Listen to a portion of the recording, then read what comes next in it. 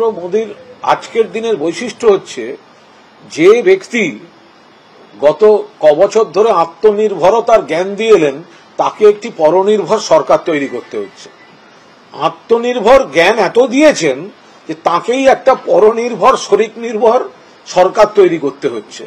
এবং আমরা রাজধানীর অলিন্দ থেকে যা স্পন্দন পাচ্ছি তাতে নরেন্দ্র মোদী যদি বা শপথ গ্রহণ করে সরকার গঠন করেন, এই সরকার কোনো অবস্থায় স্থায়ী সরকার হবে না।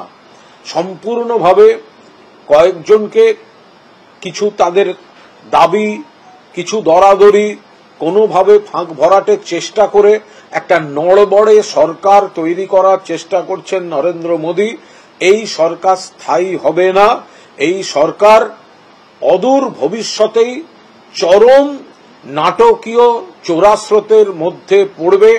এই সরকারের ভবিষ্যৎ प्री पोल अलायंस हिंदुस्तान के राजनीतिक इतिहास में